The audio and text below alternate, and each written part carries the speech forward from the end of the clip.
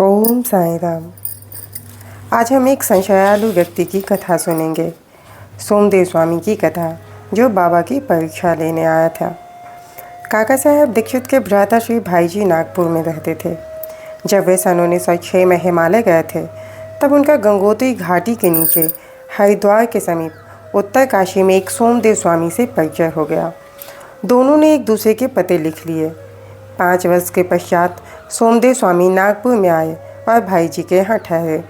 वहाँ से साईं बाबा की कीर्ति सुनकर उन्हें बड़ी प्रसन्नता हुई तथा शिरडी जाकर बाबा के दर्शन करने की तीव्र उत्कंठा हुई। मनमाड़ और कोपरगांव निकल जाने पर वे एक तांगे में बैठकर शिरडी को चल पड़े। शिरडी के समीप पहुँचने पर उन्होंने दूर से ही मस्जिद पर 2 ध्वज लहराते देखे।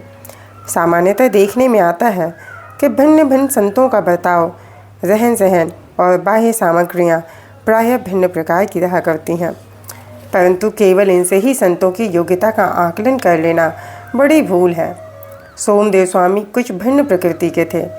उन्होंने जैसे ही ध्वजों को लहराते देखा तो वे सोचने लगे कि बाबा संत होकर इन ध्वजों में इतनी दिलचस्पी क्यों रखते हैं?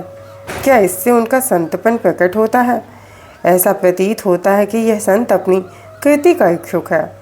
अतएव उन्होंने शिरडी जाने का विचार त्याग कर अपने सहयात्रियों से कहा कि मैं तो वापस लौटना चाहता हूँ।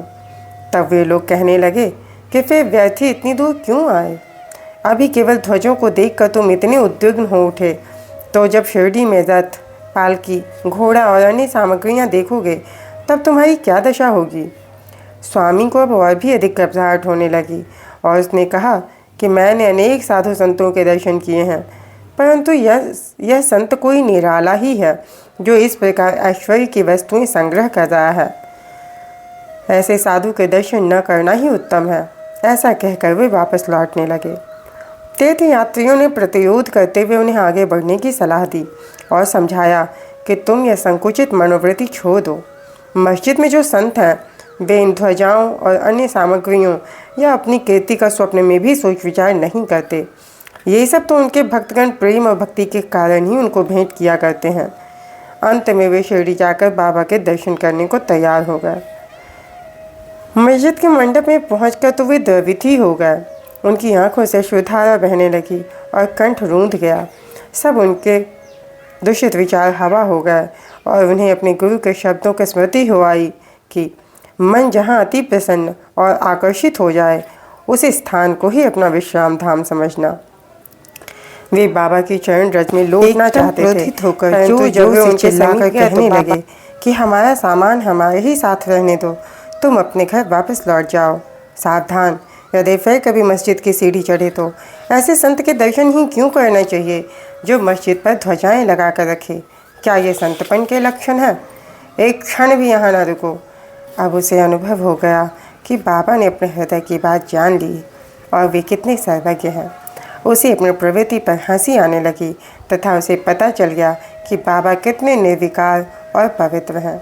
उसने देखा कि वे किसी को हृदय से लगाते और किसी को हाथ से स्पर्श करते हैं तथा किसी को सांत्वना देकर प्रेम दृष्टि से निहारते हैं। किसी को उदी का प्रसाद देकर सभी प्रकार से भक्तों को सुख और संतोष पहुंचा रहे हैं। तो फिर मेरे साथ ऐसा रूखा बर्ताव क्यों? अधिक विचार करने पर वे इसी निष्कर्ष पर पहुँचे कि इसका कारण मेरे आंतरिक विचार ही थे और इससे शिक्षा ग्रहण कर मुझे अपना आचरण सुधारना चाहिए। बाबा का क्रोध तो मेरे लिए वरदान स्वरूप है। अब यह कहना व्यर्थ ही होगा कि वे बाबा की शरण में आ गए और उनके परम भक्त बन गए। इस तरह से हमें बाबा की सर्वज्ञता, सर्वव्यापकता और उनके विनम्रता का ज्ञान होता है। जो भी भक्त उनके पास अपने संशय को लेकर आते थे, उनके संशयों को बाबा ने हमेशा दूर किया और उन्हें अपने शरण में लेकर उनका उद्धार किया। ओम साईं राम।